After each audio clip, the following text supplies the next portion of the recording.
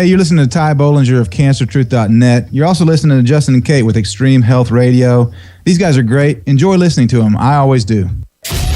Welcome to Extreme Health Radio. Extreme Health Radio. Where natural solutions to almost every health condition are out there. Join us on our journey to find them. Now here are your hosts, Broadcasting from sunny Southern California around the world, Justin and Kate Stellman.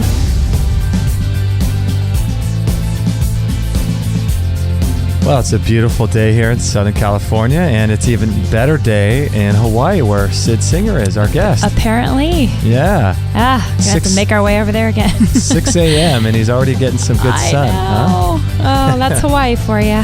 My name is Justin, and this is my wife, Kate. It is. Hello, everybody. And this is ExtremeHealthRadio.com, and I want to thank you for joining us today. I hope you're having a great day wherever you are, and we're broadcasting worldwide. Last time I checked, over 120 countries. Shoot. Amazing, right? Oh, awesome. So we're broadcasting worldwide from Southern California. It's a great day here. And we do shows 4 days a week on Monday, Wednesday, Thursday, and Sunday. I always mix that up. But you got it. You did good. I got that right. Mm-hmm. And if you'd like to follow what we're doing and follow our work and keep up to date with our shows, you can go to extremehealthradio.com/Facebook. And that would be a great way to follow us on there. And we'd love to have you join our community. And this episode is taking place on Wednesday, June 26th, 2013, for reference. And it's episode 119. So if Sid mentions any books or reference materials, websites, anything like that, you don't have to take notes. Sit back. We'll take notes for you. Actually, Kate will. Yep, I'm the note taker. She's getting the notebook out right now, and she'll take notes for you. So you can always just refer to episode 119 for that. And also, if you'd like to send us an email for us or any guest, you can do that, Justin at extremehealthradio.com or Kate, K-A-T-E, at extremehealthradio.com. And if you prefer to send a voicemail, you can go to extremehealthradio.com/voicemail. And that will be a great way to record a voicemail for us right from your computer. And if you guys make any purchases from Amazon, if you guys do, I know a lot of people do, most people do, it would be a great way to support our work if you'd like to support us. If you already buy there on Amazon. So you can go to extremehealthradio.com/Amazon. Anytime you make a purchase for any type of thing, it doesn't have to be health related. So it's a great way to support us. We would greatly appreciate that. Yeah. And let's see, we've got some great guests coming up. We have Dr. Edward Condra coming up from healingtheeye.com. That'll be interesting. Yeah, he's a really interesting guy doing great work. I think he's in Florida. So we're going to flip the opposite side of the country and go to Florida. The two farthest points. There you go. And Daniel Vitalis will be on this week as well. He'll be talking about water and the noble elements of water. Amazing guy. So if you haven't checked out his shows, make sure to check out his stuff. And then we have the ever so popular Konstantin, I can never say his name right, Monastersky. Sure. I think, from gutsense.org. And he talks about how fiber is really toxic. Interesting. Kind of completely opposite of what you hear in mainstream culture, right? For sure. So that should be an interesting show. We already had him on once, and by popular demand. I was going to say, people keep demanding him back. Yeah, exactly. So we'll have him back on. He's awesome. A Russian researcher. I think he's a scientist. Amazing guy. Cool. Gutsense.org. And today, I'm really excited about having Sid Singer here. He's a medical anthropologist. And he is the founder of the Institute of the Study of Culturogenic Disease. And his website is, killerculture.com, as well as selfstudycenter.org. And he's written a bunch of books. One of them, I think the most popular one, is called Dressed to Kill. And he's got Get It Up, Get It Off, Get It Out, and The Doctor Is Out. Nice. So thanks for joining us today, Sid. Well, it's my pleasure. Thanks for having me on, Justin and Kate. Of course. Yeah, and so Dressed to Kill, is that your most recent book? Actually, that's the one that started it all way back in the 90s. It was first published in 1995. by Avery Publishing Group. And it was about our work linking breast cancer with the wearing of bras, which was a real shocker for the world and still is. And it's fortunately, it's made its way around the world, and we've saved millions of women in the last 20 years with this information, but it's still struggling to get past mainstream medicine, which doesn't want this out. Well, you're competing against Victoria's Secret, you know. I mean, who's gonna? How could you win that battle, right? Yeah, well, you're competing against a lot of stuff. You know, the thing is, breast cancer is a culturogenic disease, and what culturogenic means is it means that it's caused by the culture, and it's embedded in a lot of things. Like just discovering that bras are tight and are cutting off proper lymphatic circulation in the breast and heating the breast and doing all sorts of bad things to the breast.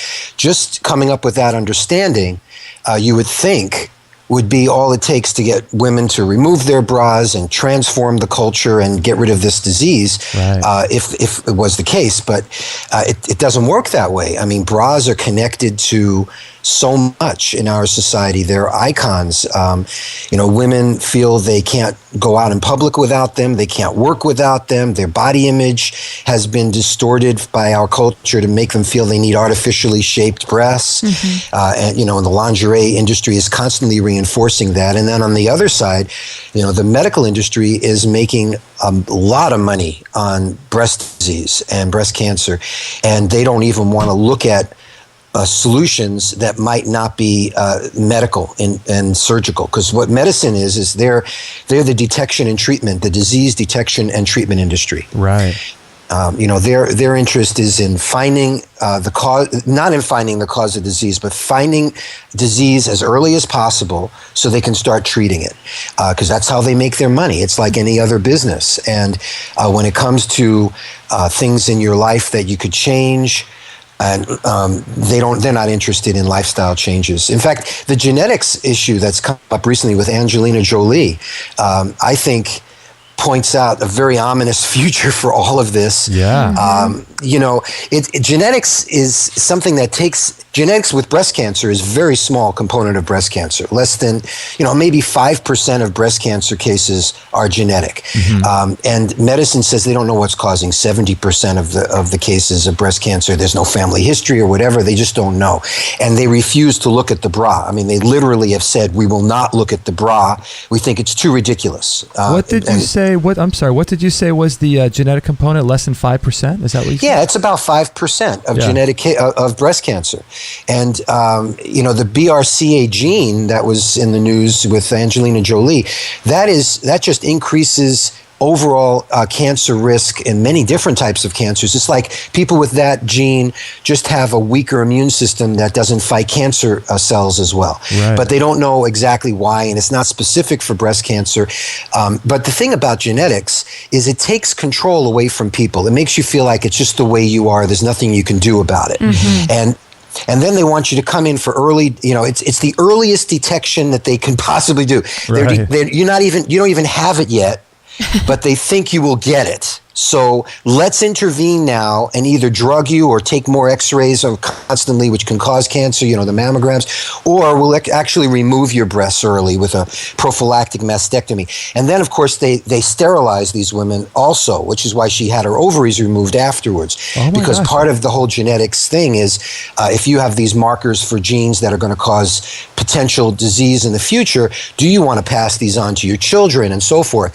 So part of this is also eugenics, which is where society tries to weed out genetically inferior people to try to create a stronger society. Right. And that's sort of hidden in all of this as well. And unfortunately, I think this is the trend because genetic testing is expensive. Mm-hmm. The Supreme Court ruling about whether these tests the genes can be patented or not isn't stopping. They ruled you can't patent a gene unless you do something to change the gene, like add something to it. Okay. So there's still going to be a lot of this going on. The future of genetics and genetic engineering is a bright one, I believe, financially. Mm-hmm. And what's going to happen is we're going to, just as today, women are concerned about normal processes like childbirth and are afraid to have a child at home like they used to with a midwife, and now they want to go to the hospital, and it's like it's become a medicalized condition.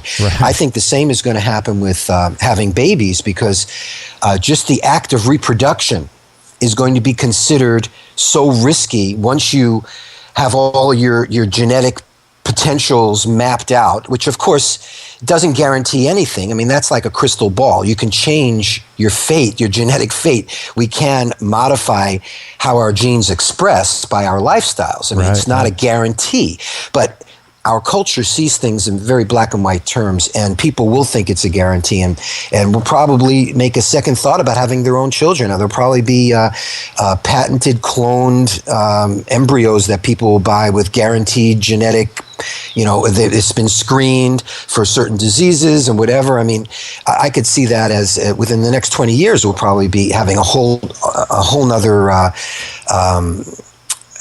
market for healthy embryos. Right. And, it's similar to what's this is going like on. Brave New World going on. Yeah, Right I was just thinking about Brave New World, right?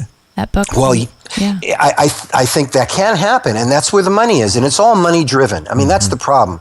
What I study is, I've been in medicine, and I used to be a biochemist, and I became an anthropologist, and I went to medical school, and I have a broad background that I've created my own field, actually.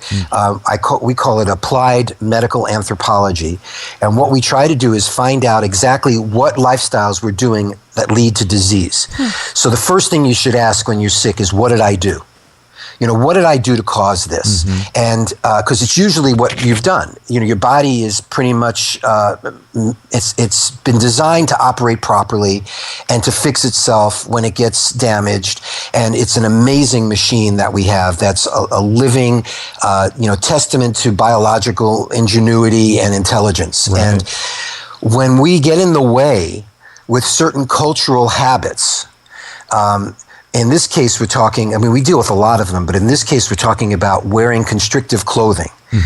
Now, what does that do to your body? Well, circulation is essential for health.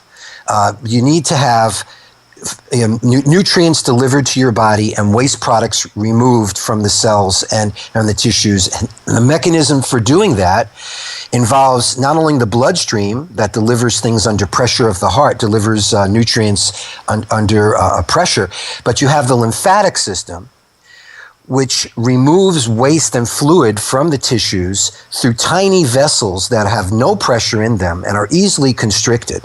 And this fluid then goes to lymph nodes, which are white blood cell factories that filter this fluid and look for cancer cells and bacteria and viruses and other types of things that need to have an immune response. And then eventually the fluid returns to your bloodstream. Well, in the breasts, there's a lot of fluid that goes through the breasts, and the lymph fluid that bathes these cells in your breast has to go, most of it drains to the armpits and the lymph nodes in the armpits. And what happens when you wear a constrictive garment like a bra is you change the shape of the breast for cultural fashion reasons. There's nothing important about this except fashion. And by changing the shape, you have to apply constant pressure to this soft tissue.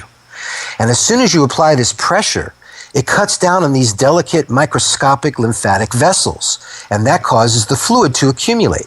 So you think about a bra, okay?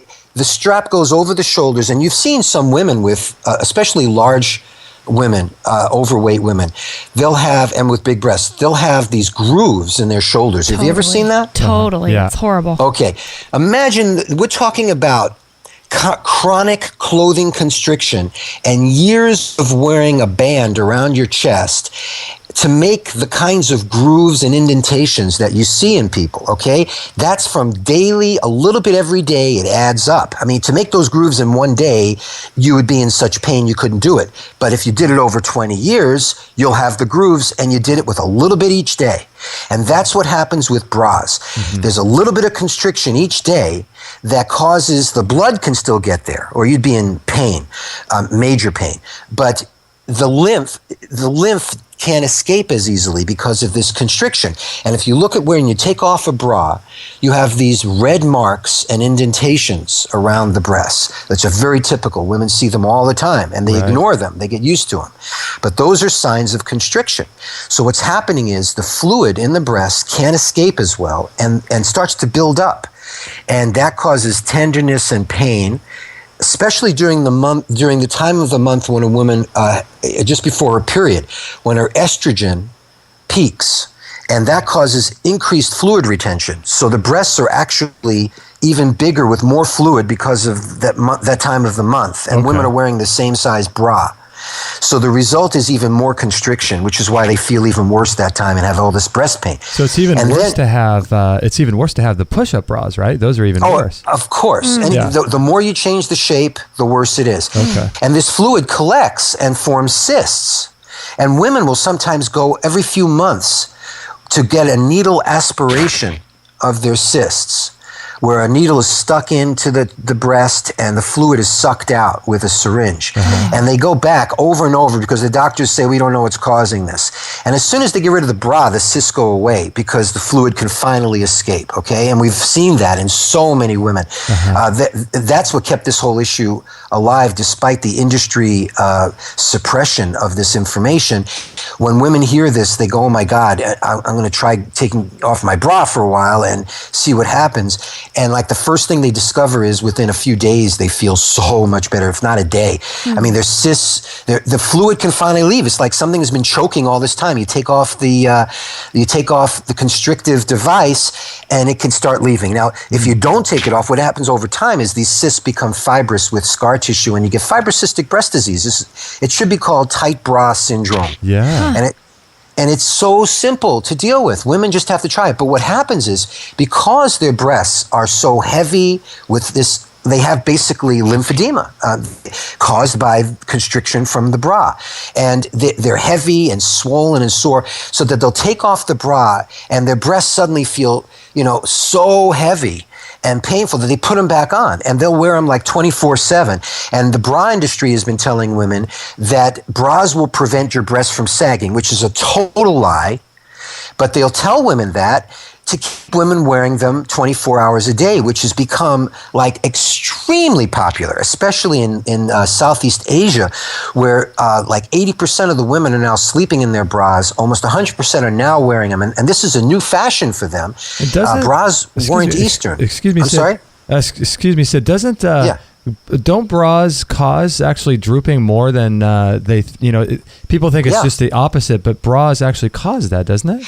Oh, absolutely. And a study just came out about that in France, a 15-year study that they measured, in which they measured the breast dimensions of women after they took off their bras, and their breasts lifted and toned and stretch marks went away, and women were more comfortable with athletics. It's the opposite of what you'd think. Women are told that they need the support by the bra industry, as if the human body, after a million years of evolution, needs 20th century lingerie. Come on. Right. But that's how you sell these things. And they sold corsets the same way. For centuries, corsets were killing women by constriction. Men wore them too. Children wore them. We did a lot of stupid things over history. We're still doing them. And the corset was broken into the girdle and the bra. So the bra is like a breast corset.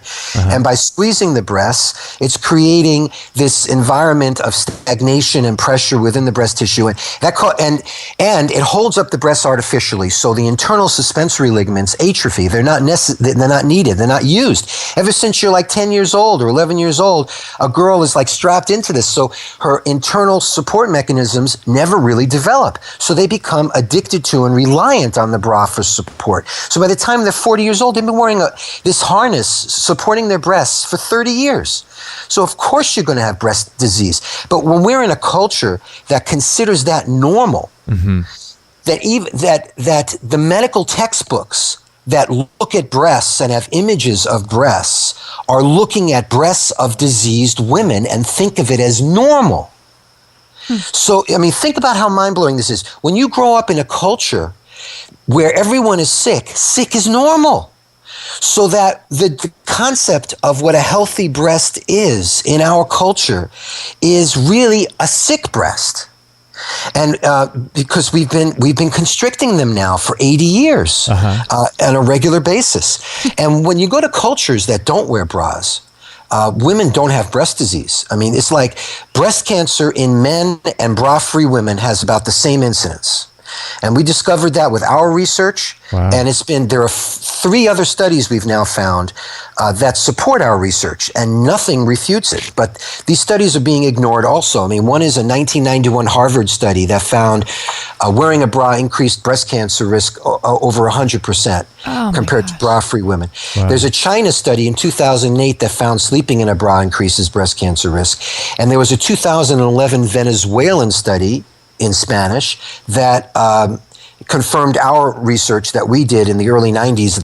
That's documented in our book, Dress to Kill, that came out in 1991, which is, just verify what we found, which was that a bra-free woman has about the same incidence as a man, and the longer and tighter she wears it, her rates skyrocket, especially over 12 hours, they start to go really high.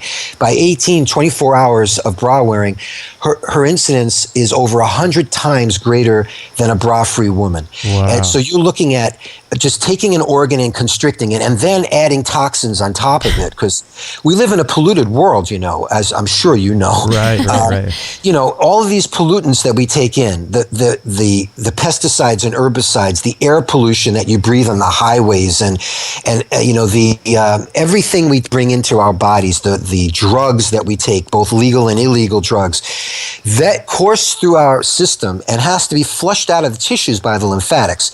So when you block an organ from proper drainage by a constrictive garment, then what happens is not only do internal toxins build up because oxygen gets depleted, waste products build up. When you have low oxygen in your tissues, free radicals are created that start doing a lot of damage. Oxygen is necessary for the proper enzymatic destruction of free radicals. So your tissues are deteriorating when they're constricted, and then you add on top of that the exogenous or external toxins. There's endogenous, which are the ones inside our body that we make ourselves that happen. Mm-hmm. And then there's the exogenous or external toxins that we bring in that can't flush out. So essentially our breasts, any part of the body that's constricted is going to get toxic with time.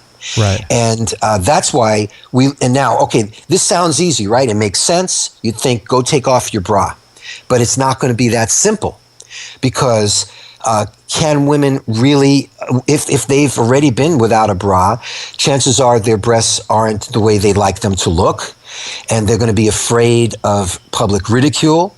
They might feel they can't go to work without a bra because they're going to be ridiculed. Everyone's going to be looking at them. I mean, they have this huge mind trip is put on people in our culture, on women especially, to look a certain way. And if they don't look that way, they feel completely unacceptable and they can't go out. Right. So a lot of women are afraid to deal with this, but more and more are taking it upon themselves to try it and go bra free, and the results are phenomenal right away. I love it. Yeah. Well, thanks, Sid. Wow. We got to take a short break here. Make sure to check out Sid's website, killerculture.com. Interesting, fascinating Yeah, I want to stuff. talk a little bit more about a few of those things. Yeah, and I'm curious about, we'll talk about this after the break, about how popular breast cancer is, if it's the most popular cancer among women. And I also want to ask Sid about breast implants. I am dying to talk about that Yeah, one. so we'll talk about Thought that the same thing. after the break. And speaking of moving your lymph, we'll do a little spot for our favorite rebounder here. So Let's do it. We'll be right back after this break. Rebounding is, in my mind, one of the best ways to detoxify your lymphatic system, and it's the only exercise on earth that will actually detoxify your lymphatic system. And your lymph system is responsible for storing toxins and chemicals and poisons that you're exposed to.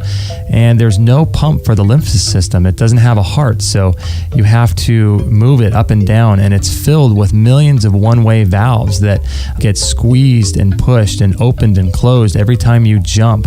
And we feel like we've found the best rebounder on the market today. It's the Rolls-Royce of rebounding. It's called the Bellicon.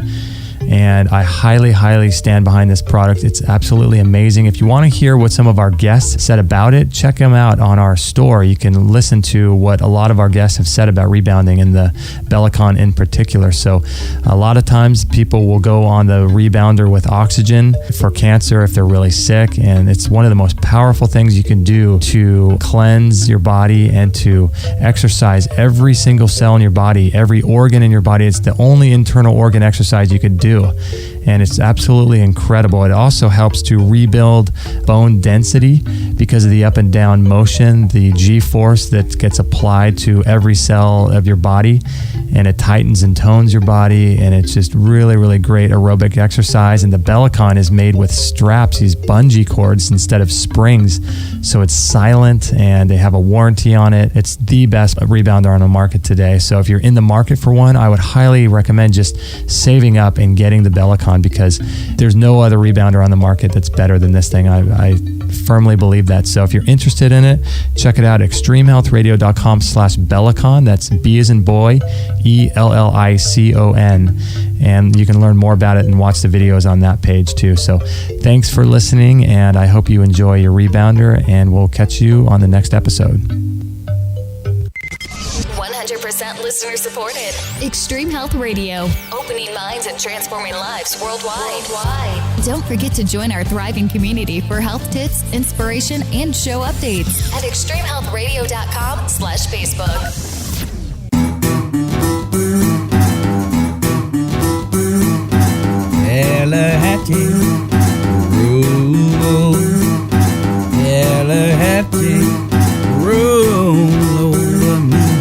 I just got off the old rebounder myself there during the You're not break. getting breast cancer.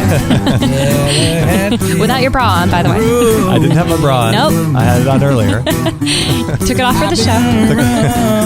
But we're having a great time. Interesting conversation with Sidney Ross Singer. Very interesting. From killerculture.com. And make sure to follow him on Facebook as well, and go onto his website, killerculture.com, and pass this interview or this show, whatever you want, onto your friends too if they are dealing with this type of thing. And let's see, so before the break, we wanted to find out some of the cancer statistics I was curious about, and also we wanted to talk about breast augmentation, breast implants and things like that. Yeah. But during the break, Sidney, my wife and I were talking about some of the issues with children. They go into junior high, and you got a 12-year-old girl who sees her mother putting on a bra, or her whole life. They get pressured from their friends, and it seems like all this stuff is starting right around 12 years old. It starts from school and culture.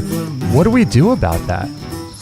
Well, we have to come up with other rites of passage. I mean, that's why I'm saying it's a culture-caused disease. It's embedded in a lot of things, so it's hard to get rid of. But we can get past this. I mean, we did get past the corsets, although shapewear is coming back, which is really unfortunate. Mm-hmm. Changing the shape of your body is not a good thing.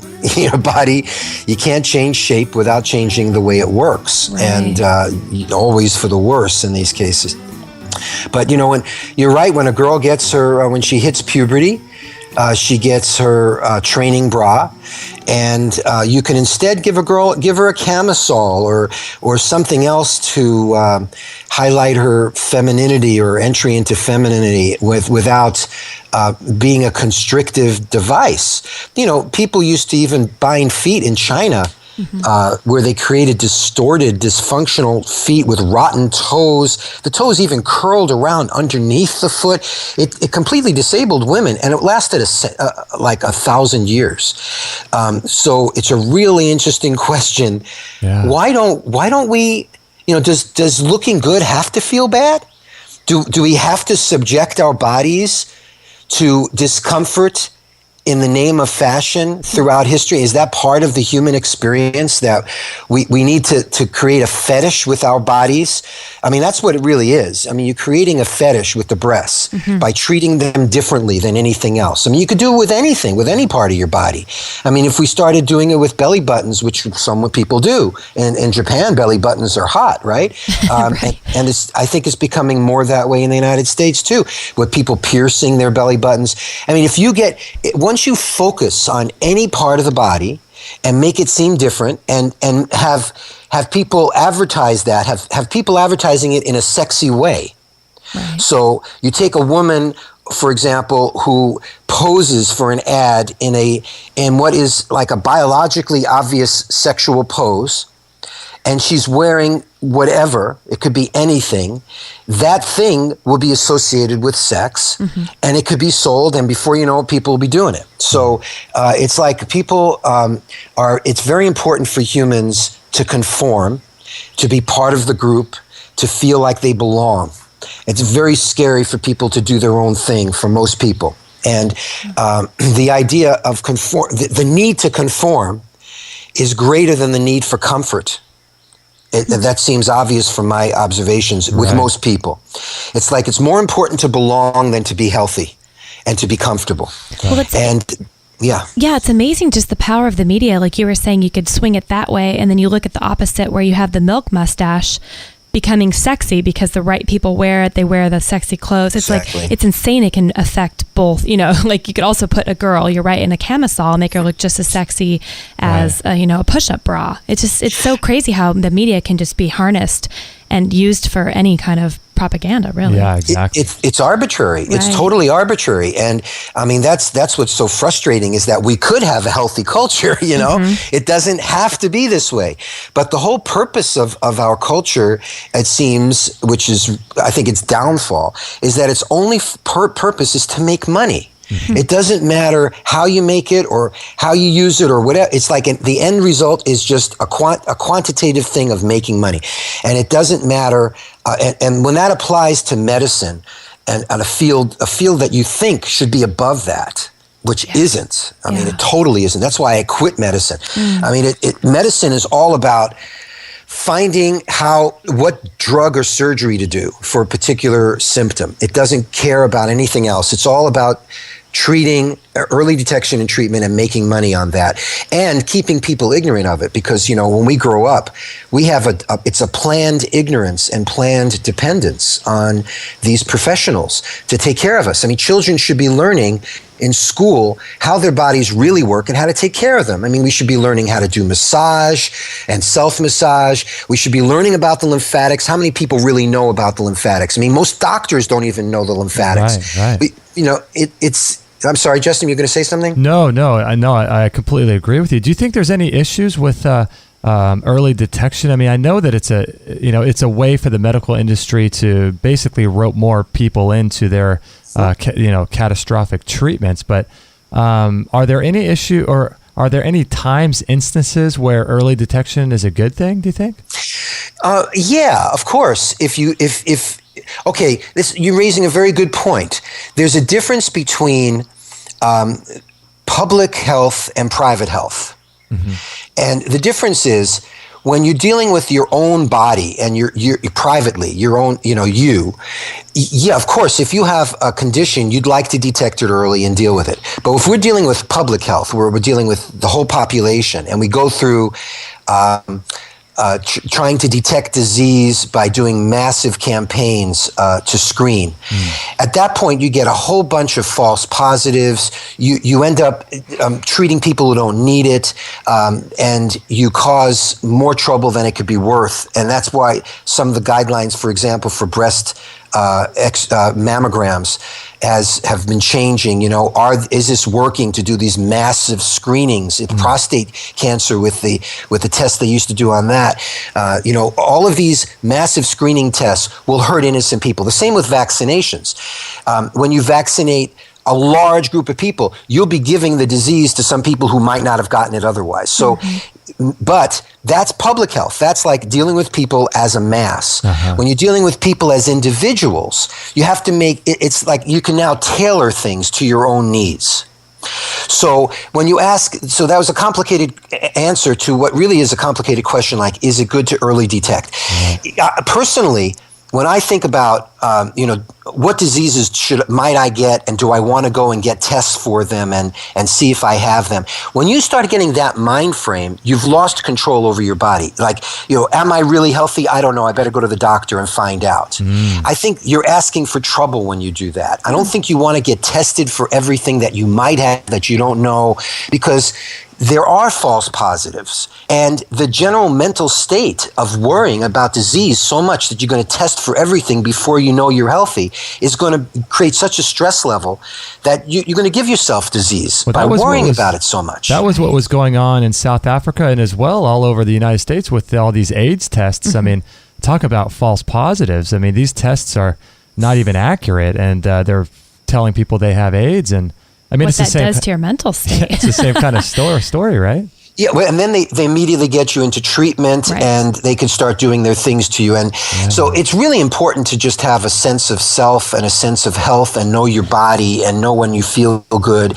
And, you know, when people die, they often have cancers in them they didn't even know about, and it isn't what killed them. You know, in fact, with autopsies, they'll find breast tumors and brain tumors. They'll find tumors all over the place. But that wasn't what killed the person. They didn't know. So if you're suddenly if the culture is like concerned about a particular, there are fashionable diseases that become a fad. Everyone starts testing for it. You know, breast cancer is one of them. Attention deficit disorder, ADHD in kids. That's another one. Or autism. That's become a real popular one. And once you start thinking in terms of a disease, and then everyone starts screening for it like crazy, they'll find it, they'll make it up, it suddenly becomes everybody's got it. And it's like a fad. And it goes through society and the treatments and the drugs. And then 10, 20 years later, it dies down, not because people have changed, but because there's a new disease to be excited about. So, Sid, what do you think is going on emotionally or energetically or whatever you want to call it with people that get, diagnosed like that, or they're always looking for something? It's almost as if the psychosomatic thing could become a factor with them, couldn't it? Oh, it's totally. And that's one of the biggest problems, I think, with genetic testing is because when you tell a person that, okay, I've looked at your genes, and you are high risk for all of these things that, there's a large chance you're going to get Alzheimer's, let's say, when you get older, or you're going to have this, or you're going to have that. There's genes that suggest this. You're going to be giving people these diseases just by telling them they're going to get them. Right. Just like with a doctor, when you ask a doctor, how long do I have to live, doctor? Yeah. If he says, oh, you got a month to live, you'll probably die in a month. If he said 2, you'd probably die in 2. It's like the doctor's predictions, if you believe in them, just like a voodoo type of thing, can make it happen. Their placebo effect is extremely strong. You tell people, you give them the expectation of disease, they'll get that. And medicine knows that. That's why they don't tell you side effects of the drug they give you, because they figure if they told you, you'll have them. Totally. They don't want you to know what might hurt you when it comes to giving you side effects of drugs, which is very important because drugs have lots of side effects, many of which are not documented because the whole drug reporting industry, the drug reporting process relies on volunteer reports from doctors who are supposed to admit that their drug caused you extra problems, and then they face, other issues. So it's like it doesn't happen as much as it should. There's underreporting, and people take drugs, get all sorts of problems, and they're never told these potential problems because the doctors know what you don't know won't hurt you type of thing. Right. If they tell you this might cause nausea, they're going to give you a lot of nausea. Right. They'll create the nausea or the headaches or whatever. So they don't tell you. But when it comes to genetics, they'll tell you every little potential problem because they want to get you treatment right away. That's their business. And they will create those problems. So I think that's going to be a big issue. And people are hypochondriacs, many of them. They do worry, and all of their life anxiety and angst can be focused on a particular health issue that becomes suddenly their whole cause in life. And people. This is an interesting point also. We in our culture are actually rewarded for being sick, not for being well. I mean, if you think about it, there are sick benefits, disability benefits, death benefits. You get off when you're sick. If you don't want to go to school, and the only way not to go to school is to be sick. If working, you have how many weeks a year of sick leave you can get off for being sick. But if you're really well and healthy, you better be working, okay? So you don't get any benefits for health. But when you're sick, you get sympathy, days off, money, people pay attention to you, you're suddenly special. So a lot of people actually have a psychological benefit and other benefits. Yeah, I suspect Yeah, I suspect there's a lot of deeper things going on with people getting sick and then, wanting that psychological comfort from other people. And I know someone personally who, one of my clients I've seen over the years, who's had over 50 surgeries. And I started realizing it's, first of all, creating some of these problems, I think. And then second of all, the attention that's gotten. I mean, it totally is. And that's what, sadly, this person's living off of now. That's how the only way this person gets attention. So it is very true. But Kate, you wanted to talk about... I want to ask Sid about the whole breast implant scenario going on. You had a couple questions about that. Yeah. Well, first of all, I want to know your take on it, because I'm sure it's not good to be putting anything artificial into our bodies. But say a woman has had, the breast implants, wears the bra, the whole typical American, Orange County thing for sure. What happens if they wake up to this, the facts that, they start realizing this isn't the optimal health? Can they get those replaced in a healthy way, or what happens because there's no breast tissue left under that? How can they go about becoming a healthier version of themselves once they've altered their body? Well, that's a really good question. And I know that some women can get the implants removed. Okay. So you can try to reverse it. Once you've committed to an implant, though, you've committed to future surgeries. Right. Because they do shift and leak and whatever, and it causes problems. The other thing is, if talking about lymphatics, I mean, if you block the lymphatics from the outside by a bra, and then you also stick something on the inside that's going to push against the tissue, you're going to have lymphatic blockage as well. And women who wear them both together probably have even extra problems on their breasts, with their breasts. This is one of the big problems I have with medicine. I mean, to me, cosmetic surgeons that just cater to these unnecessary, harmful surgeries, I think of this as malpractice, and I put them in the same category as body piercers and tattoo artists. All of these are body alterations and mutilations that are partly. I think a large component of it is self-hate. I think a lot of the people who do this just don't like themselves. They don't feel special as they are. They feel they need something to make them more special, and they feel the way they do because they've been brainwashed by industry all their lives to feel not complete and not acceptable as they are. Yes. Because we in a consumer culture, happiness doesn't sell anything. Unhappiness does. You have to make people feel they need something to sell them. So therefore, feeling satisfied and comfortable with your life and with yourself, that doesn't make you go out and buy anything. So we're constantly made not to feel happy with ourselves. And then there's somebody who's going to offer you the answer. They have to first create the need and then fill the need. And I see doctors in the same level with that. I think before a woman gets any implants, or they should definitely consider their reasoning and look at their psychological motivation. The other thing is breast reductions. An interesting aspect of breast reductions, some women are like, my breasts are too big, I can't deal with this. And I want to say about the bra issue with large breasts, because some women feel my breasts are so big I need to wear a bra. That's not true.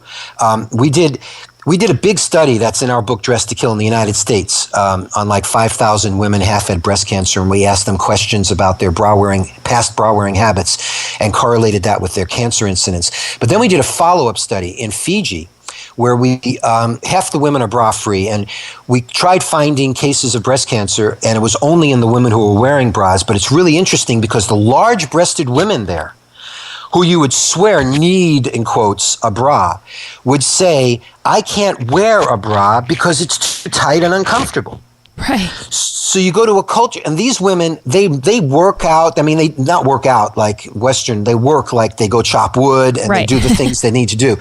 They don't need breast support. Their breasts are firm and happy and healthy.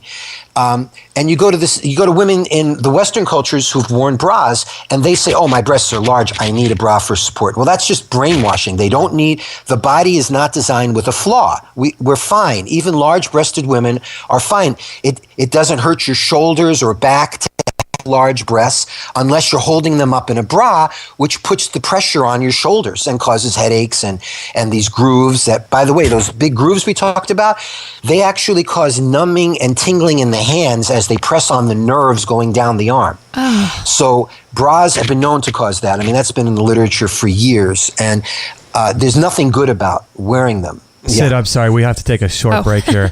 Sorry, Kate. We're with Sid Singer, and his website is killerculture.com. And make sure to check out his books as well as his Facebook account as well if you're interested in this kind of cutting edge information. And please pass this show on, because I think a lot of women need to hear this. Yep. A lot of women. So we'll be right back with Sid Singer after this break. So this morning when I was making my green smoothie, I was finishing up going through the Healthy Baby Code program by Chris Kresser, because my wife and I, Kate, are planning on having a child. And so we're doing a lot of detoxification and cleansing prior to conception. And this Healthy Baby Code, I was going through the final Q&A course or questionnaire that he had in audio format. And it's really, really good course. If you're looking to get pregnant or want to get pregnant, or if you're struggling with infertility issues, or if you have questions about how to have a home birth or a natural birth, these are all things that Chris Kresser covers in this Healthy Baby Code course. And you can check it out at extremehealthradio.com/babycode, or you could check it out in our store for more information. But it's really, really a great program, and I highly suggest any expecting mother to get this. He really lays it out how important having a healthy pregnancy is. It comes with 5.5 hours of video. It comes in audio as well. There's hundreds of pages of resources materials. There's ebooks and bonus files, and then meal plans and cheat sheets. So you can just basically follow along and take the right supplements and eat the right foods and avoid certain foods that he suggests. And it covers everything from autism to vaccinations to childhood diseases, how long to breastfeed, natural birthing principles, and all kinds of good stuff. And I really wish everyone would get a course like this before they get pregnant, because it's really, really cutting edge, and I feel like it's really going to help Kate and I have a healthier baby. So if you're interested in this, you can check it out at extremehealthradio.com/babycode, or you could check it out in our store. So I hope you enjoy it, and let's get back to this show. All free shows, all the time, on Extreme Health Radio.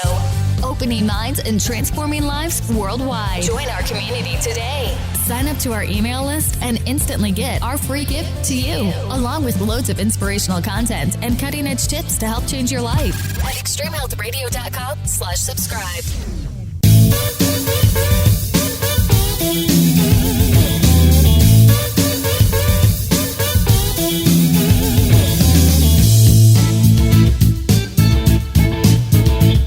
All right, we're having a very interesting talk here with Sid Singer, medical anthropologist, and his website is killerculture.com, and his books are Dress to Kill, The Doctor is Out, Get It Off, Get It Out, Get It Up, and really, really fascinating information. And, you know, during the break, I was thinking about some things that we do as a culture, you know, that we think are normal. You know, men wear ties, and you know, the way we sleep, and we wear constrictive clothing, and we're exposed to electromagnetic fields. I mean, just about everything that we do is somehow causing issues with us. So, Sid, what do you think about all this kind of stuff where, you know, women are wearing thongs? Yeah, thong, panties, and belts. Like that. I mean, all that kind belts, of stuff. You know, and ties for men. Well, anything constrictive is bad. Ties have been associated with increased brain pressure by cutting down the venous drainage from the head, by pressure, because veins are easily compressed. And a tight necktie, then it doesn't stop the blood from going to the head, but it impairs the blood from draining from the head. So it causes increased head pressure, and that could lead to all sorts of problems. We actually studied head pressure and its relationship to sleep position, and people are sleeping too flat. That's what the good book Get It Up is about. It's about raising your bed, the head of your bed, to improve brain circulation, and that gets rid of migraines, and Alzheimer's is an end disease of that, sleep apnea, glaucoma. There are a whole bunch of conditions that are associated with too much brain pressure, and sleeping slightly elevated is a way to deal with that. We have a self-study that people can try on our website. On killerculture.com, we integrated what we used to do is a self-study center that is now part of Killer Culture. And what a self-study is it gives you a chance to try a lifestyle change on yourself. and it's free, and we just let you try this and see how you feel, because you're the one that needs to know. You're the one that this lifestyle is about, and if what you've been doing is harming you, then by changing it, you'll feel better, and then okay, what I was doing was wrong. What I'm doing now is better. It's just always a matter of self-experimentation. But tight neckties do that. Tight belts, anything, when you constrict the waist, the lymphatics of organs below the waist have to drain against gravity, going back to the heart, and against this pressure gradient that you created with a belt. And when you look at the colon cancer, which is a very common cancer, the parts of the colon below the belt, because the colon does rise above the belt line and then goes back down, the parts below the belt actually have the highest incidence of cancer. And when you look at the same with the bladder, prostate, ovaries, uterus, all of these organs are below the belt line. So by having a constricted waist, you end up making those organs congested, because this pressure gradient is an impairment to proper lymphatic drainage. It'll also probably affect your legs too. And when you wear tight shoes, tight socks. So the bottom line is tight is bad. Tight underwear, if a man has tight briefs, it lowers his sperm count because it holds the testicles close to the body and it heats them up, and it heats up the sperm, and they don't like that. It's also been implicated in testicular cancer. Tight anything is bad. That's why I don't even like elastic, because it's designed to hold on by squeezing, by constriction. So we really do need to think about being loose, and massage is excellent to improve circulation. But anytime you have anything tight on, anything that leaves a red mark in your skin is too tight. Yeah, I was going to ask you about that. What is too tight? So anything that leaves a red mark is too tight. Absolutely. And, you just, and things like pants are bad, because when you stand up, your waist is a different size than when you sit down. Totally. So if you tighten your waist, your belt, so you can walk around without your pants falling down, and then you sit down, it'll be really tight. And we spend a lot of time sitting. Then if you loosen it and tighten it just for sitting and you stand up, they'll fall down. So it's like this, our bodies change shape as we move. But the clothing, if it's elastic, it'll try to keep up with us, but it's always squeezing to hold on. And if it's not elastic, it's going to, the sizing is going to be a problem, whether you're sitting, standing, walking, or jumping, or whatever. So clothing is this innovation that we've come up with a long time ago that does affect health and, has impacts, all sorts of impacts on your health. So you're talking about kind of, these things that we do incrementally each day, because, knowing women and this culture and how this culture is, if they want to go out on a night on the town, they want to wear a tight black dress or a skirt or something. You're talking about, if women still choose to do that, you're talking about coming home and taking all of that off, right? And wearing that stuff. Very limited, right? Is that what you're saying? Sure. Yeah. I mean, if absolutely, you want to wear it as little time as possible. It's too bad we have fashions where we think it's hot to look tight. Right. But if that's the way, if you buy into that, that's a slippery slope. Okay. Right. Once you've bought into it. But if you're just going to do it for an hour or so, like wearing a jock strap. When I was a kid, jock straps were like important for young men, they said. And, you go to school to go to gym and you have your little jock strap, and people don't even talk about jock straps anymore. It's like they've gone. Mm-hmm. But, do we really have to hold up our testicles? Is it that, no, they sort of hold themselves up, you find out. Mm-hmm. But if you did wear a jock strap for an hour and then took it off after you played and worked out, that'll be okay. It wouldn't kill you. But if you wear it 24 hours a day, or 18 hours a day, or as soon as you wake up in the morning, you got to strap something around your testicles to hold them up. We'll have a lot more testicular cancer. It's just that simple. Mm-hmm. You don't want to. You can do it for short amounts of time, if it's like if you really enjoy that, but you need to stop it as soon as possible and probably massage whatever part of your body you were constricting, and just don't do it that much. I think it's amazing that we aren't tight.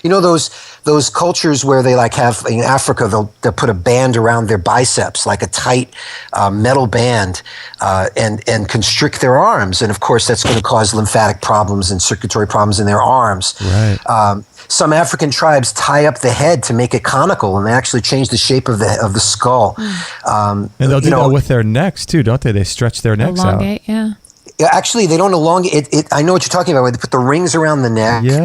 That it doesn't elongate the neck. It actually pushes down the shoulders. So the shoulders are like an upside down V, and it makes the neck look longer. But they get so weak that these women can't hold their heads up without with those rings. You've took the rings off they couldn't hold their heads up because their muscles atrophied in the neck. And they become reliant on this for support. And that's what's happening with all this. These are addictions, and there's psychological addictions as well as physical addictions. And it's funny when you talk about bras, women will even use addicting type words. They'll say, I don't know if I could stop wearing it cold turkey. And of course, I think any reduction is better than none. If we want to get back to the breast issue, I think, I wanted to say one thing before the last break. I wanted to remember to say this. There was a study done on breast reductions. A lot of women were having pain with their breasts, and they hated their breasts, and they wanted to get them reduced. And in the UK, there was this clinic that was getting these women, and they found that 100%, I mean, that's extreme, but that's what they found. 100% of these women didn't need breast reduction surgery. They just needed to get a new bra. They were wearing bras too tightly, and it was the bra's tightness that was determined to be causing pain associated with what the women thought was their size. It was just the bra. So now they're giving bra fittings in England at clinics to have women, because over 80% of women are wearing the wrong size. Even the bra industry is saying that. Yeah, I've heard that. They're admitting that. They don't want to admit what it'll do to you, but they're saying it's the wrong size. And so I don't necessarily think bra fittings are the answer. A lot of bra fitters don't know how to do it, and you're dealing with an organ that is meant to move and changes size throughout the day and throughout the month. And it's very hard to want to fit a device to that and lift the breasts and change their shape and try not to affect breast health at the same time. You're not going to. So you really need to quit the habit. But there are like it's people will go into trying little steps to see what they can do, and I encourage any of that, because as soon as a woman loosens up on her breasts, they will feel so much better. Even if she thinks she doesn't have a problem now, if she gets rid of her bra for a month and tries a bra-free self-study, in a month, I guarantee she will feel better and will not be able to put that same bra back on. The one that right now she might say is comfortable and I have no problems, if she takes it off for a month, she will find that it was uncomfortable and will not be able to wear that again. Do you think a good start would be for when women come home from work, if they're working, or as soon as they're able to, take the bra off for the rest of the night? And sort of get used to it like that? Yeah, most women do that. I mean, many women will say, as soon as I get home, the first thing I rip off is my bra. Well, and that's just because it's so uncomfortable. And of course, if something is uncomfortable, that's your body's mechanism of saying this is bad, right? That's what comfort's about. The feelings are there to give you feedback. And if you ignore that, that's what the training bra is about. We're trained to ignore discomfort. Like you take a horse and train it to be comfortable with a saddle on, or to be comfortable with a yoke. Right. You got to make people comfortable wearing things all the time, because we're not built that way, and it's a cultural innovation. So, do you think there's any issues with like the metal underwire, the fact that these things are metal, or I've heard like Dr. Hulda Clark, who's no longer with us, talk about the blue dyes that are in clothing, and there's a relationship with the blue dye and cancer. And do you think there's any issue with the colors of these bras and what they're dyed with? And maybe those metal things are picking up EMF radiation and causing further lymphatic blockage too. Well, the issue of dyes is very important. One of the other aspects of bras and clothing in general is that whatever chemicals they're treated with are going to be in the fabric and leach into your skin. And the more intimately you wear it, the more that's going to be likely. And there's already been studies showing skin depigmentation from bras and irritations and from the chemicals in the bras. And a chemist, when the book first came out, I was contacted by a chemist who told me that the polymer that makes the elastic of bras actually breaks down into monomer units as the bra deteriorates over time, and these units are similar to 1,3-butadiene, which is a potent carcinogen. So the material that the bra is made of can have chemicals in it that itself can be carcinogenic. And then you think about the sweat that soaks into the bra and the detergents, fabric softeners, whatever else you wash your bra with is still in the bra, the perfumes, all of that stuff is in contact with your skin and you'll be soaking it all in. So, yeah, those are bad. And some of the dyes, like black dyes, I'm not sure of all the dyes and which ones, the aniline dyes, or what particular chemicals are in those dyes that are going to be the worst, but there are some really bad ones. And you definitely want to consider that with your clothing, and especially if it's intimately worn, like underwear next to the skin, as opposed to a shirt where you have something underneath it maybe. If you're a woman, what are the chances, what are the actual percentages? Do you know that you'll get breast cancer? Is that one of the higher percentage cancers? For women, yeah, breast cancer and lung cancer are the two biggest cancers. Okay. And for men, it's prostate. But for women, it's breast cancer is one of the two big cancers. And the chances, of course, that's in culture. That's a culture-specific thing. Okay, right. And, so when you go to cultures where they don't wear bras, they just don't have breast disease, even though they have other problems. That was one of the things in our Fiji study. I mean, here we had women in the same village with the same diet, the same genetics, they're related. But the ones that had to work at a resort or in a hospital or as a teacher, those are the ones that were wearing bras, and they were the ones getting the breast disease. It was pretty cut and dry that was the only variable in these women. Wow. So, and you asked about the wire. I've read about that too, the wire being like a slave antenna attracting energy. I'm not sure about that. I'd have to see more data about that, but it's an interesting hypothesis that could be of concern. The other thing that's come up about the bra issue, because we talked about the lymphatics as been the primary model, but other people have suggested the heating of the breasts, because just like when you heat testicles that are supposed to be cooling, that causes dysfunction in the testicles.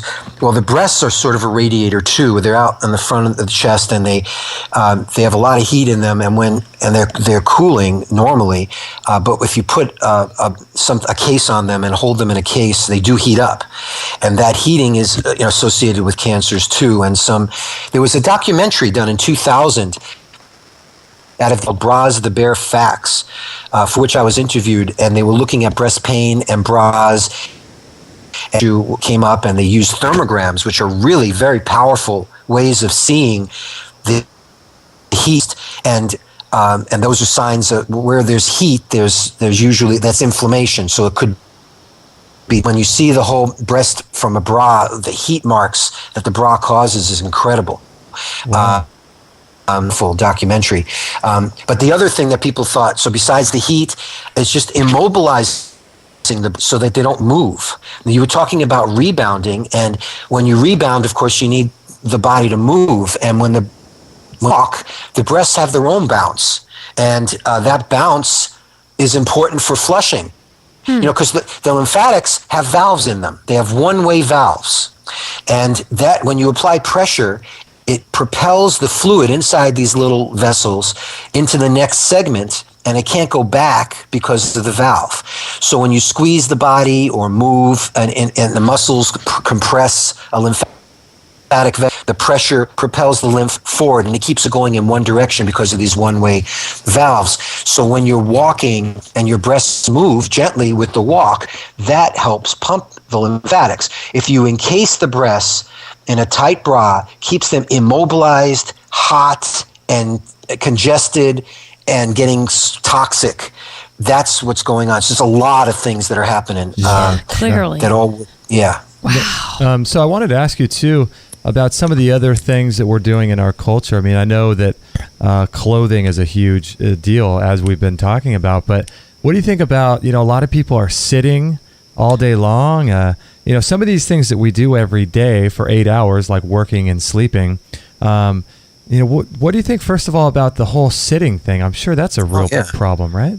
Oh, of course. And it's like with time, these things add up.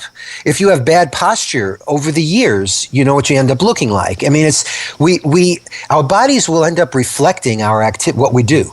Mm-hmm. It will show what you do. You look at a person, once you train to see these things, you can look at a person and tell so much about them by what they look like, because their bodies tell the story of their activities. And when you sit, not only are you impairing circulation from your legs going up because of the creases, they impair circulation, but it also increases brain pressure because the fluid shifts to the head, and you're not getting much. The entire circulation is down, and there's a whole bunch of stuff with sitting. I'll give you something new that you haven't thought about. This is a new, and people can experiment with this. It has to do with the thyroid. Uh-huh. Okay, you want to hear an interesting thyroid Heck yeah. self-study? I would. That's a huge issue today. Oh, totally huge issue. And I think we made a huge discovery, which is going to probably be suppressed like everything else we do, because it's going to take money away from medicine. Right. We think we've discovered another very important mechanism for thyroid stimulation. Now, according to modern medicine, the only way your thyroid is stimulated is by the brain. And you have, a pituitary and hypothalamus, right? The hypothalamus and pituitary it's the pituitary that'll secrete thyroid-stimulating hormone that goes to your thyroid and makes the thyroid produce more thyroxine, which is the hormone that then goes through the bloodstream back to the brain, and then it dampens that thyroid-stimulating hormone, and that's like a negative feedback loop. And that's a classic. It includes the hypothalamus with a stimulating thing for the thyroid, for the pituitary, but just the simple thing is like a classic feedback loop for endocrinology. Well, there's a very important anatomical relationship with the thyroid and your voice. Okay? I mean, thyroxine, just to remind people, is a very important hormone responsible for metabolism, for your metabolic rate. It's like your pace setter, or your thermostat. If you have too much of it, your entire metabolism steps up too fast, and you get skinny, and you sweat a lot, and you're like overheated, and you're hyper, and all your systems are turned up too much. And if you have too low thyroid, it's the opposite. You're lethargic, you gain weight, you're cold, you're like turned down, fatigue easily and everything. Mm-hmm. Okay. An organ that's this important, that's so fundamental to every cell, is affected by thyroxine. Why would you put an organ like that on the voice box, which is where it's located? It surrounds your larynx. If you feel for your Adam's apple, and you go right below the Adam's apple, up on both sides like a butterfly, is where your thyroid is. And if you put your fingers on your throat right there and talk or hum, you'll feel it vibrating. Mm-hmm. Well, your thyroid vibrates with it. Now, medicine doesn't like to think that the body has any intelligent design or anything like that, because it opens up a can of worms of trying to explain how could that happen. So medicine tries to think of everything as arbitrary and random through evolution, haphazard. Mm-hmm. So there's no sense to it. It's just the way it is, and that's why they could see an organ and say, you don't need that. You don't need your tonsils or. Right. They love taking out stuff that you don't need, in their opinion, because they couldn't figure a reason for it, and they don't see that there's intelligence. So I look at it differently. Right. And I start to wonder, why are things built the way they are? And why would you put, if you wanted to protect your thyroid, which you need to do, I mean, you need your thyroid, wouldn't you put it like in your abdomen or someplace where it's safe? Why would it be right there on your throat, vibrated by your voice? Well, it makes, what happens is, add a few other facts here. If you massage your thyroid, you can make it release thyroxine. It actually is mechanically stimulated. And that's why massage therapists don't massage the throat especially of a hyperthyroid person, because they can cause more thyroxine release. And there are studies that show that people working in high noise environments, like in a factory with big, loud sound, get thyroid injury, because the thyroid has inside of it a gel-like substance that stores thyroxine. And this gel has a resonant frequency, like all of our tissues resonate at certain frequencies, and it resonates and with these big sounds, and if it's too much, it could damage the thyroid. It's like it's shaking it too much. So the reason we believe it's on the throat and the voice box is because you stimulate your thyroid when you speak. And if you yell and go through an episode in your life that could be very stressful, and you do a lot of yelling, let's say you have a marital problem and you're just screaming at your spouse and you're just going through fights, you might discover that you get hyperthyroid because you overstimulated the thyroid by yelling. Now, if you go to the doctor and they notice, oh, you're hyperthyroid, they'll immediately kill your thyroid and put you on lifetime medication. And they'll use you know about that, right? I mean, they use radioactive iodine to test thyroid function. And the radioactive iodine, I mean, the thyroid is like a magnet for iodine. So they test the function of it by giving you radioactive iodine and seeing how hot your thyroid is afterwards as a sign of whether it's active or not. And of course, if that intuitively sounds scary to you, it should, because you're taking a radioactive substance right in your throat, right near your brain and spinal cord, and brain stem.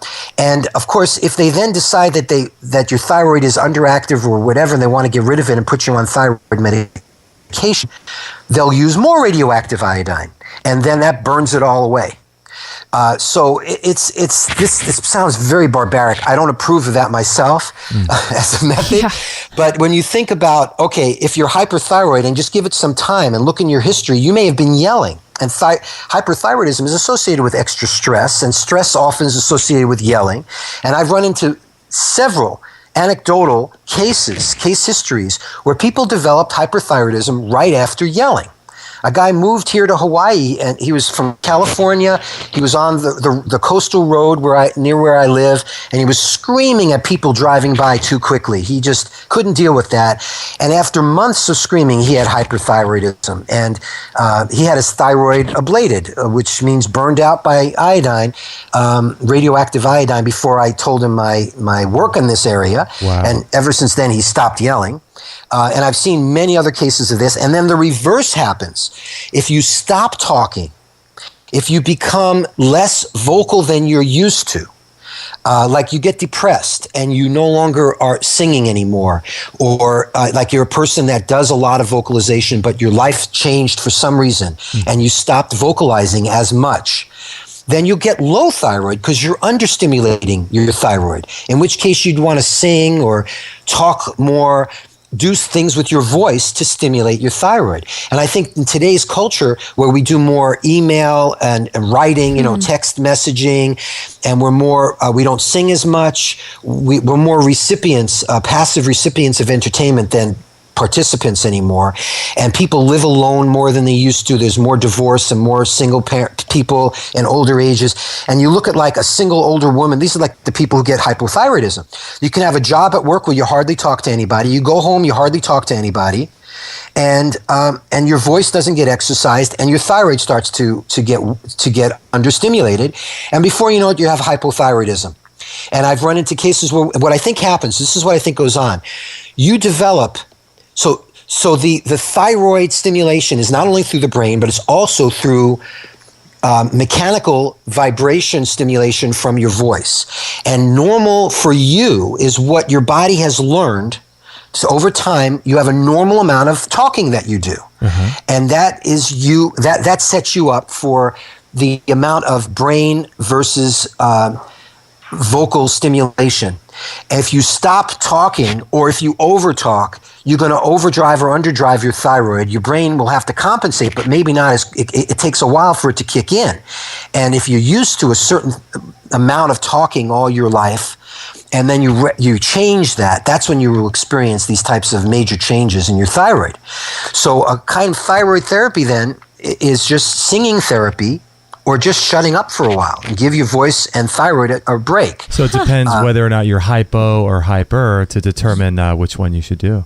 Yes, and I like recently I ran into women who are, I mean, this is like a common story. They're like 50 years old, and about a year ago, they had some emotional crisis change in their lives. They were singing, they were like choir members, or they did chanting or some sort of vocal, and I found out that there's actually an ancient Ayurvedic exercise of humming, a specific type of humming through your nose that vibrates your whole face and neck, and that's used to treat thyroid problems. Really? Oh. Yeah, so, I mean, I just was told that after I came out with this. I wrote an article called "Cutthroat Medicine" about this, and someone contacted me and said, ancient Ayurvedic medicine stimulates the thyroid by vocal stimulation. Wow. So there's nothing new under the sun. It's just it gets forgotten and covered up, and then when you get drugs and a financial investment in not knowing this stuff. Yeah, exactly. That's what we're dealing with. I think the biggest cause of our problems today is the medical establishment, because we have the answers are within. I mean, health isn't a hard thing. It's not like we need to figure out how to be healthy. Mm-hmm. We are healthy automatically. That's the default setting. We just keep on getting in the way, and we have a medical system that is profiting from the disease and has been put into a position of authority for the government and everyone in the media that when you want to know how to prevent a disease or how to stay healthy, you go to the people who treat disease.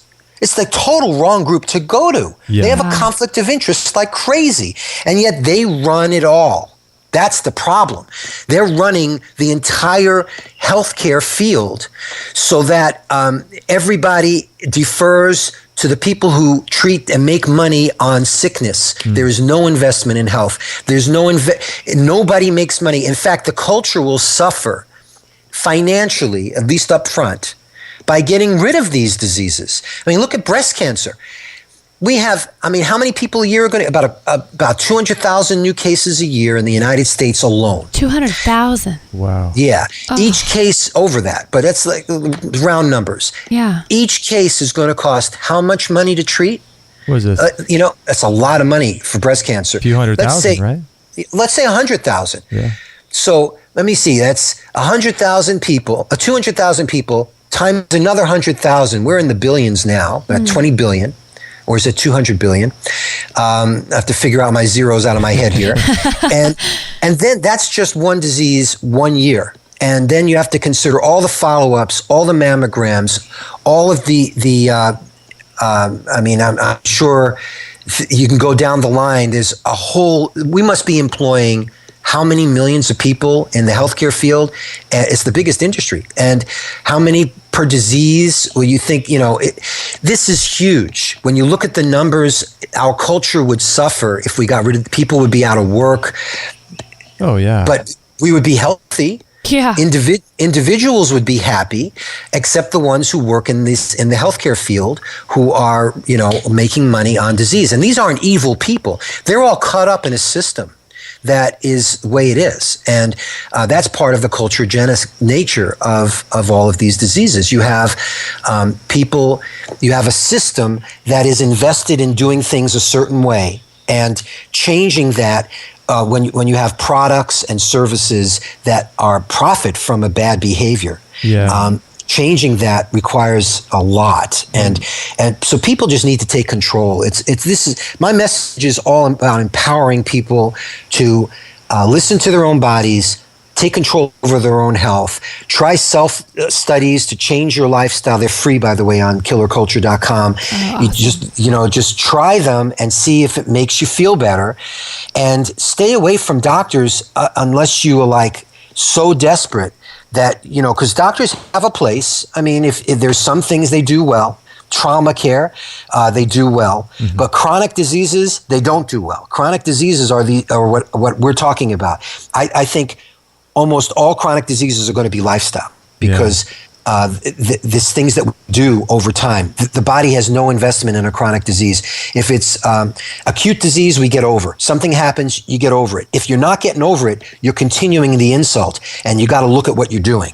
And that's why medicine is really weak in that field. And all they want to do is put you on lifetime medication because, I mean, then you're a customer for life, and they got you. Yeah, they love it. So what do you think, wrapping up the show here, what do you think, people are listening to this, women are listening, and are there 2 or 3 things maybe you could give as a parting gift? Yeah, a parting gift that you would say, okay, let's try starting out small for women or whatever. Let's do X, Y, Z and just start with that for 30 days. What are some things that you could share for women to do starting off?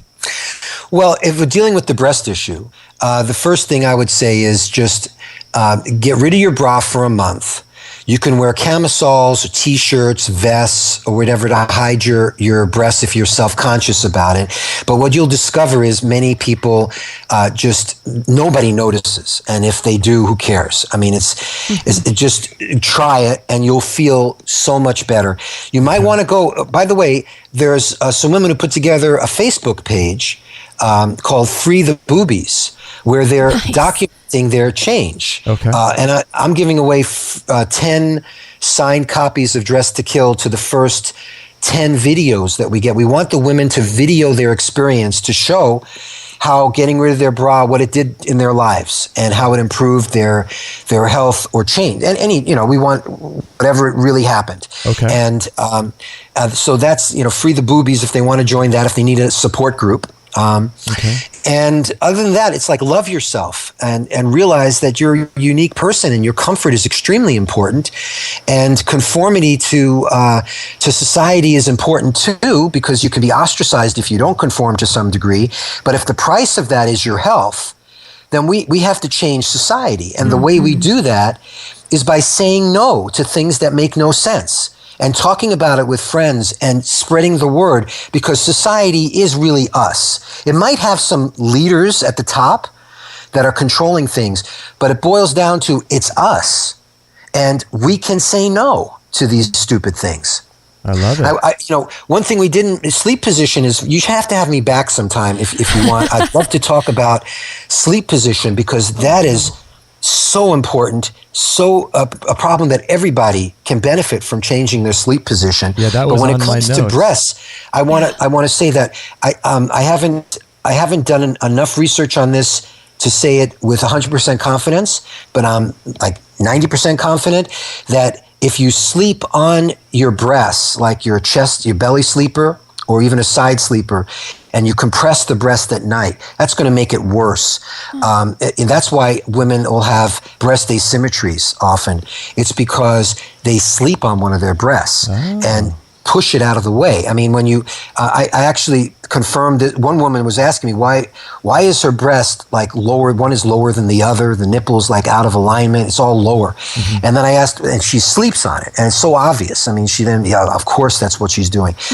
You do it to your face too. I mean, that's why we have asymmetries in our face, because when you're leaning on a pillow for 8 hours a day, all of your life, pushing on one side, you actually change the shape of your body. You change your skull shape. This has been shown scientifically. This is known. You change skull shape, and I can look at a person's face and see how they sleep. And if their nose is bending over to their right side, for example, it's that they're sleeping on the left and it's pushing it over, and their teeth will bend and their eyes will start to droop and their whole face will start to bend and curve. You see people like that. It's because they're sleeping that way. And if you're sleeping on your breast, on one breast more than the other, that breast is going to get pushed and leaned on to the point where it'll stretch into another place. And so I suggest that you back sleep, and you also should sleep with the head of the bed slightly elevated, but that's a whole nother radio show. Yeah. But you can also get that on killerculture.com with the sleep studies that we have. But there's so many conditions related to sleep. I mean, we're spending a third of our lives in bed, and we don't even think about what we're doing because we're asleep. Right. And people and sleep researchers don't think about this either, because they're wondering about other things like medications and surgeries they can do instead of just changing your position of your body. And it's called Positional Medicine. And it's starting to get awareness of this now. Our book on that came out in 2001 and called Get It Up. And it's been amazing, the results that we've had from that. Ever since I've written the book, I've realized even more how important sleep position is. I mean, it is... it's causing so many problems, contributing to even more. It's like one of the biggest things we're doing that people don't think about. We'll have to have you back on. Yeah, can we have you back for that? Yeah, I'd love the whole session on that. Yeah, we need to get into this. Anytime. Oh, it'd be great. Wow. That's fascinating. Man, stuff you just don't think about, Stuff isn't you don't think about. Well, thank you so much, Sid, for spending so much time with us and staying a little bit extra. We really appreciate that. Well, it's my pleasure. Both you guys are great, and I appreciate what you're doing. And getting the word out to people is extremely important. And, with people like the three of us working on this, I'm optimistic for the future. We've got a lot of work to do, but I think we can make a lot of headway. I know we can. Yeah, so. We can, definitely. Wow, well, enjoy the rest of your day out there in Hawaii. I'm sure it's going to be a nice one, right? It certainly will be, and the sun is well up now. It's going to be a nice day, and maybe we'll hit the beach today. Oh, I love it. Well, thanks, Sid. We'll be emailing you the show link as well, and probably tomorrow, most likely.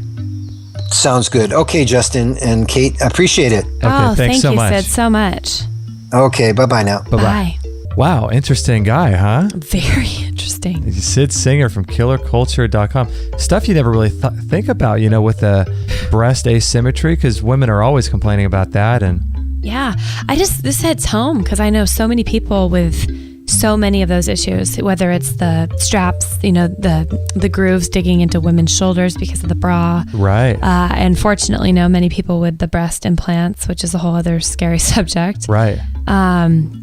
Interesting, huh? And just the fact that he's right. When you start stepping out and thinking about your breasts weren't made to be confined like that, even these women that are bustier and heavier, it's like that's the reason I've heard talking to people their whole lives about how they cannot not wear a bra ever because of how large they are. And it's like, I know women that sleep in these things 24 hours, it's they wear them 24 hours, they sleep in them. It's a whole thing, huh? It's a whole thing in itself. Wow. So we'll talk about this a little bit more on our Free For All Friday show. I want to thank you guys so much for joining us. And, if you found this show to be interesting, if you were at all intrigued by the things that Sid Singer was talking about, make sure to pass this show on to your friends. Maybe post it on Facebook.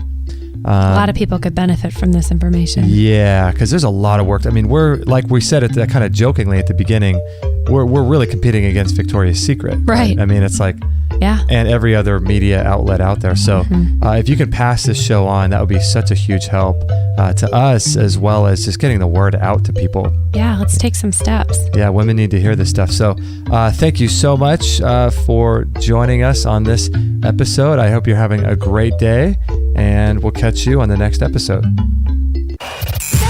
Thank you for listening to this episode. It's time to go for now, but our mission does not end with this show. Justin and Kate will be back with another interview packed full of ideas, discoveries, and unique ways to regain your health. Head on over to extremehealthradio.com/subscribe and instantly download our free gift too that contains cutting-edge strategies to start making healthy lifestyle changes today. No material on this blog is intended to suggest that you should not seek professional medical care. Always work with qualified medical professionals, even as you educate yourself in the field of live food nutrition and alternative medicine. I'm not a doctor, nor am I offering readers or listeners medical advice of any kind. None of the information offered here should be interpreted as a diagnosis of any disease, nor an attempt to treat or prevent any disease or condition. While information in this blog and during this podcast is discussed in the context of numerous conditions, it can be dangerous to take action based on any of the information on this podcast or in this blog, or to start any health program without first consulting a health professional. The content found here is for informational purposes only and is in no way intended as medical advice, as a substitute for medical counseling, or as a treatment or cure for any disease or health condition, and nor should it be construed as such.